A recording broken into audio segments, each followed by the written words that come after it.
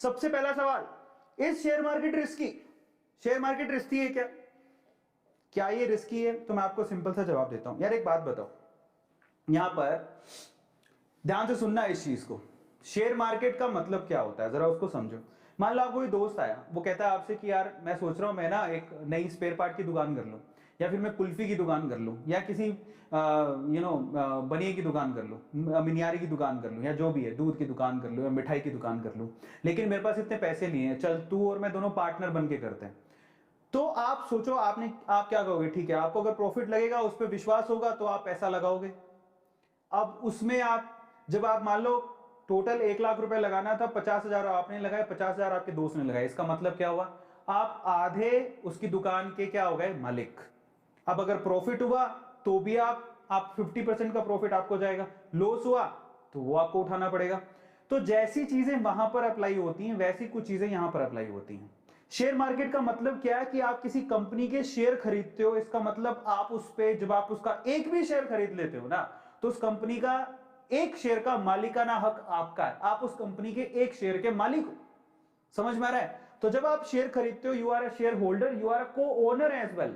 बड़ा अच्छा फीलिंग होती है ना। मुकेश अंबानी जी कौन सी कंपनी के मालिक है? रिलायंस के। मैंने रिलायंस का एक शेयर खरीदा, अब मैं भी रिलायंस का मालिक हूं। कितनी अच्छी फीलिंग आती है। जब आप किसी का शेयर खरीदते हो, आप भी उसके ओनर हो जाते हो, आप भी उसके मालिक बन जाते हो। अब इन दैट केस जरा सुनना, जब आपने शेयर खरीदा, समझ में आता है? ऐसे ही फ्रेंड्स की कंपनी में भी आप ये ऐसे करते हो कि भैया आपको ट्रस्ट होगा तो आप पैसा लगाओगे, पैसा बढ़ेगा तो आपको फायदा होगा, और पैसा घटेगा तो आपको नुकसान होगा। सिंपल सी बात है। अगर कंपनी ग्रो कर रही है तो प्रॉफिट आपको भी मिलेगा, और अगर उसका लॉस हो रहा है, नीचे गिर रही है, तो उसका लॉस भी होगा। तो शेयर मार्केट में जिस कंपनी में आप पैसा लगा रहे हो, अगर उसके रिजल्ट अच्छे नहीं है या फिर कुछ प्रॉब्लम है, लॉस हो रहा है, तो आपको भी लॉस होगा, और अगर उसको प्रॉफिट हो रहा है तो आपको भी प्रॉफिट होगा। इसीलिए कहते हैं कि आप थोड़ी रिसर्च करके अच्छी कंपनी में पैसा लगाओ, जिसकी हमेशा ग्रोथ ही होती आई है, मतलब जो हमेशा आगे ही बढ़ा है। समझ रहे हो? तो ऐसी बहुत सारी कंपनीज आपको मिलेंगी, आपको बस रिसर्च करना होता है। जैसे एग्जांपल के तौर पे आइशर ट्रैक्टर का जो शेयर है, जरा आप ध्यान से इसको चेक करना। मतलब जो इनिशियली इसका शेयर आया था, बहुत सस्ता लोगों ने खरीदा था, लेकिन इसने अपना एक्सपेंशन किया, ऐसे व्हीकल्स, अच्छे अच्छे व्हीकल्स बनाए, और आज शेयर देख लो कहां से कहां पहुंच गए। इस आइशर कंपनी की एग्जांपल देता हूं। जब इनिशियली ये आइशर कंपनी के टोटल अभी शेयर कितने हैं मार्केट के अंदर? इतने शेयर हैं, ठीक है, 2,72,83,473 शेयर हैं, इतने शेयर हैं। अब इन शेयर्स में जरा आप चेक करना, 2011 में एक शेयर का भाव था 110 रुपए, और आज 2021 10 साल के अंदर 110 रुपए का एक शेयर 2721 रुपए का हो गया। आप एक शेयर की बात कर रहा हूं, जरा सोचो, किसी ने अगर इसके 100 शेयर या 1000 शेयर या 10,000 शेयर खरीदे होंगे, वो माला माल हो गया होगा, वो करोड़पति हो गया होगा। समझ रहे हो? ये एक एग्जाम्पल दे रहा हूं, बहुत सारे एग्जाम्पल हैं। तो 2-3 बुरे एग्जाम्पल से शेयर मार्केट बुरा नहीं हो जाता। समझ में आ रहा है? सो आपको बहुत सारे ऐसे एग्जाम्पल मिलेंगे, बहुत सारे ऐसी कंपनीज मिलेंगी जिन्होंने बहुत अच्छी ग्रोथ दिखाई है, और अपने जो इन्वेस्टर्स हैं उनको माला माल कर दिया है। तो वहां पर अब जरा समझते हैं किस किस की इन्वेस्टमेंट कंपनी में हो सकती है।